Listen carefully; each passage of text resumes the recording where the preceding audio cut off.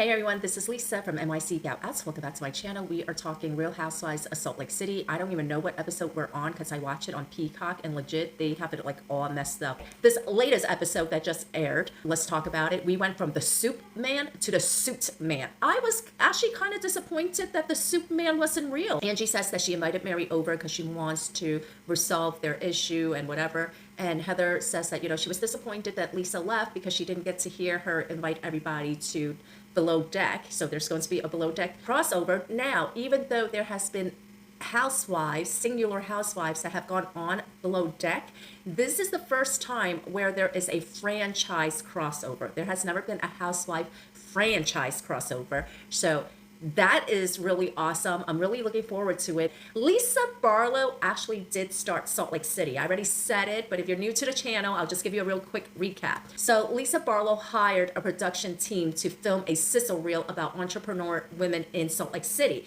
They shopped it around to networks, and eventually Bravo was the network that picked it up, and they revamped it into another housewife franchise, which is why when people heard like, okay, the next franchise is going to be Utah, like what? Because they're thinking, okay, that's so left field.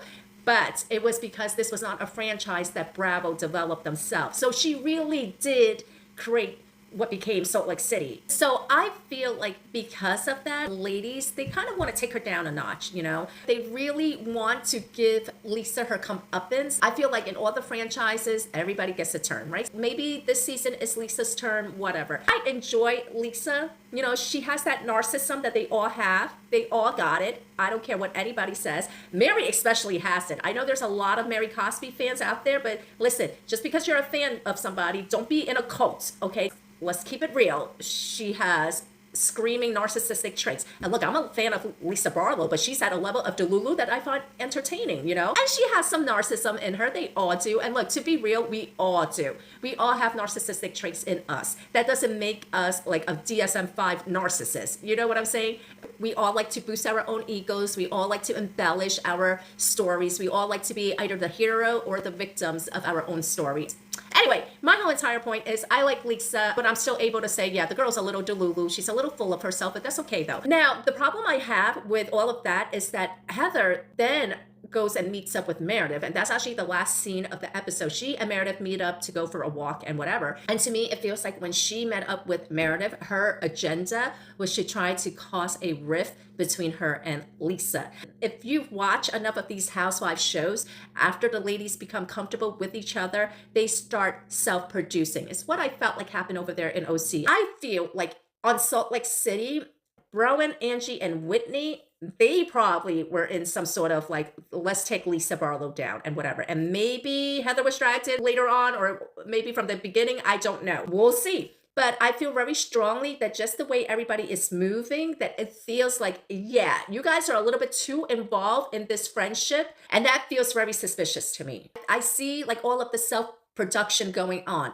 Angie meeting up with Meredith to be like, oh, hey, I want to tell you that you and Lisa weren't so good and me and her were close. And she told me to go look up people about you and whatever else. But okay, but this isn't current, right? Let's say that's true, but this isn't current. You're bringing up old shit that happened. You're bringing it up hoping to get a reaction from her. And I feel like Meredith, she probably believes it did happen. But I also think Meredith, she's a great housewife because she cashes her paycheck and out of sight, out of mind. The ones that are just like, yeah, okay, that was last season. Those are the ones that I could jive with, which is why like New Jersey, I know like for a while it was like really popular. It was like the franchise for the housewives.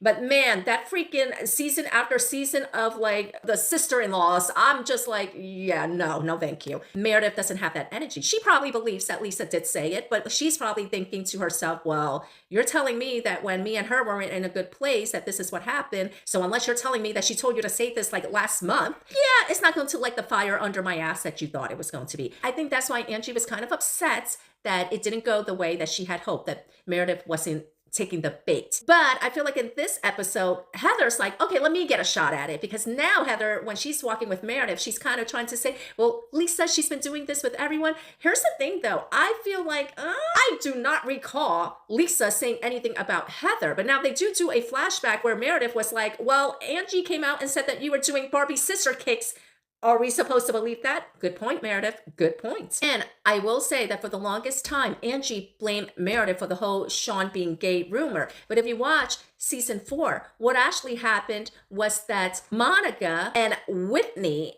went up to Angie at Lisa's event and was like, I have something to tell you. And I don't know. Whitney has like that Mickey Mouse voice that goes to Minnie Mouse when she's about to be messy. And it was Monica and it was Whitney that brought that rumor onto TV and said it to Angie. Now, Angie automatically thought it was Meredith. Meredith, she's saying that's a hill that she's willing to die on. And if you watch that season's reunion, she even said, oh, I'm leaving. I was told that this audio was going to be played. If it's not played, I'm leaving and all this other stuff. Guys, like whatever. If you're a fan of the show, you know exactly what I'm talking about. But also, Meredith was accused of like digging up stuff on Angie because, again, in that season, there was stuff being brought up about how Angie owes money to the IRS and she blamed it on Meredith, and everybody kind of like, turned the tables on Meredith and said, you're behind this. You're the one who's behind this. Every single time something comes out, it's you. You're the one who's behind this. Whitney,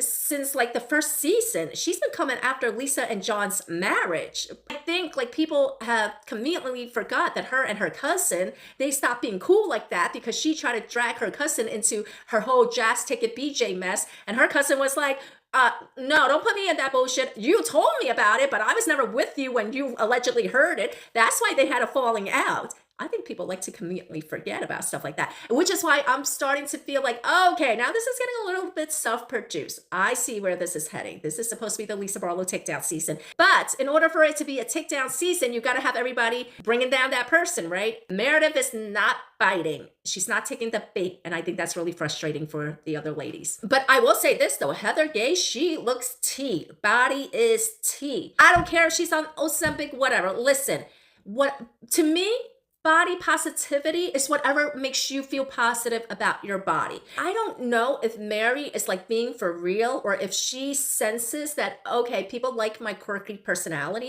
She legit was talking about farts. And I'm just like, Mary Cosby, are you being for real now? And I just have to be like, okay, it's comedic, but it's a little put on.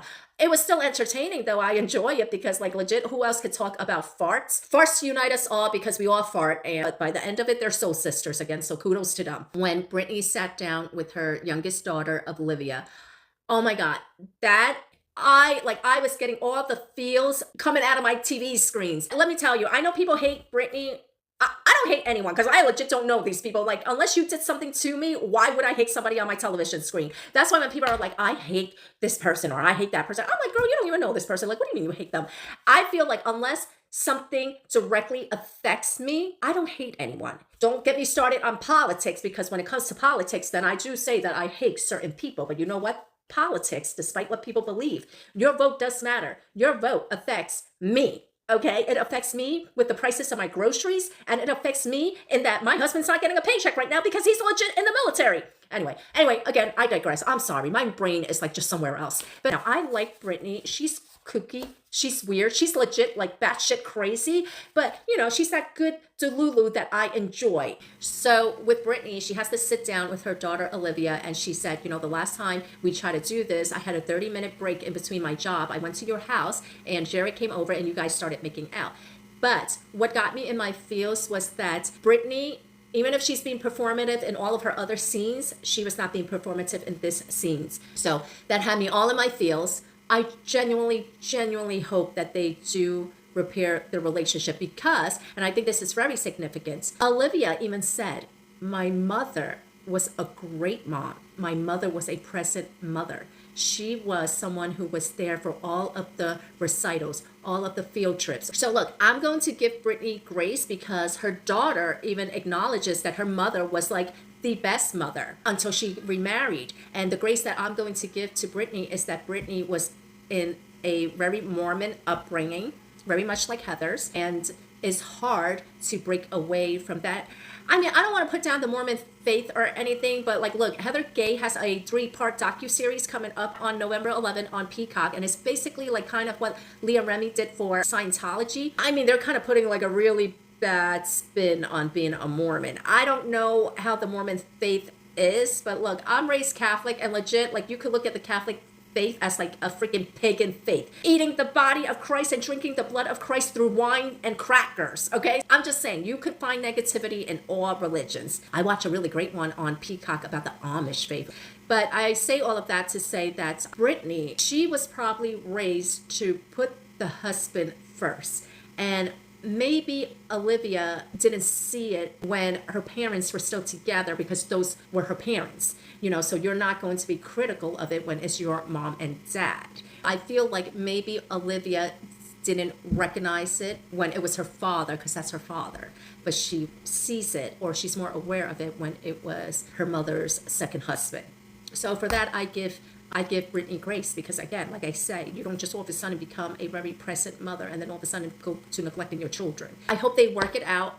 Okay, now let's get to the Bronwyn and Todd of it all. Look, Todd he's awkward on television. He's awkward. I feel like he doesn't really treat her very good. I don't know how it is behind closed doors, but when I think of Todd, I think of Bronwyn's freshman season, which was last season, and the way he would talk down to her.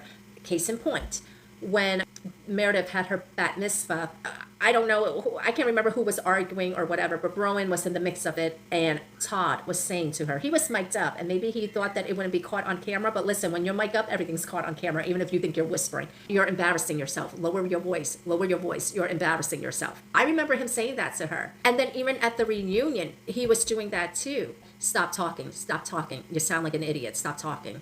And you guys know exactly what I'm talking about. Whatever. If you're a Bronwyn fan, you're going to try to twist this into a presso. But legit though, if you're a Bronwyn fan like that, you should be calling that bullshit out for your girl. Because if that was your friend in real life, I hope you don't let shit like that happen in front of your eyes and not at least address it with your girlfriend. Listen, I'm just saying, you know, money, status, whatever, being on TV does not hide this stuff. If anything, it amplifies it even more. Let me tell you, it doesn't always have to be that the guy's beating the shit out of you. It can't be financial control, right? And there is this huge power dynamic, especially when it comes to finance between those two. But look, I will say this. People say Bronwyn is a gold digger. She might very well be, but I mean, I don't feel bad for Todd, because you're supposed to be a smart enough man, a well enough to do man, intelligent enough to know what you're getting into. You married her for a reason. She married you for a reason. Bronwyn and Todd, they meet up. I guess like stuff came out about Bronwyn and whatever. She doesn't talk about it. She said it was dismissed, it's sealed, and she says she legally cannot talk about it, which is complete bullshit. But anyway, and I already told you why it was complete bullshit. I can't remember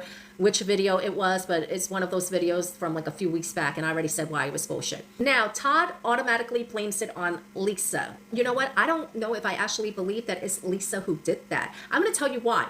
The person who had that energy for Bronwyn was Heather Gay. I know we all forget what happens the previous season as soon as the current season airs, but let me tell you, the person who had it for Bronwyn was Heather Gay. So much so to the point that Bronwyn did not invite Heather to like that little Palm Spring get together, whatever, that was like her 10-year anniversary, but she instead treated everybody else when it was her anniversary. Missed me with that one, but okay, whatever. They were not getting along, and Heather was like, oh, I feel like she's fake and all this other stuff and blah, blah, blah, blah, blah. And I felt like, oh, Heather Gay is jealous. Don't sleep on Heather. Heather is messy.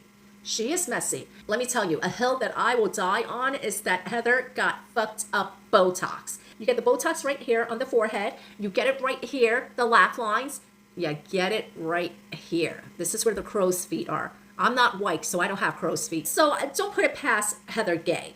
I still enjoy her though. Listen, she's messy. They're all fucking messy. I still enjoy all of them. I enjoy watching all of them. So I'm not going to say like, oh, you need to go, you need to go. The only one I will say that for is Whitney. Whitney, you've been on for 6 seasons and you gave us jack shit. So I'm going to need you to bring something and not your healing journey bullshit. And Brittany could take your spots. That's the only one that I will say that for. But otherwise, I love the cast. I love the cast. I love Angie. She's like Jack in the Box, pops up all the time. I love Lisa. She's a narcissist. We all are. I love Meredith. She's quirky. She's like, so, I don't know. I always feel like Meredith, she talks so slow because she's legit on a Xanax or something. And that is the recap. Let me know what you guys thought of the episode. What was the scene that you guys enjoyed? What did you think of Brittany and Olivia's scene? And what do you guys think of my theory that, you know, Angie, Bronwyn, Whitney, and even Heather, that they are in cahoots to have a Lisa Barlow takedown season, but they can't flip Meredith. And they need to. Yeah, other than that, I'll check you guys out next time. Don't forget to hit the like, follow, subscribe, leave me a comment, and all that good jazz. I'll see you guys next time. Bye.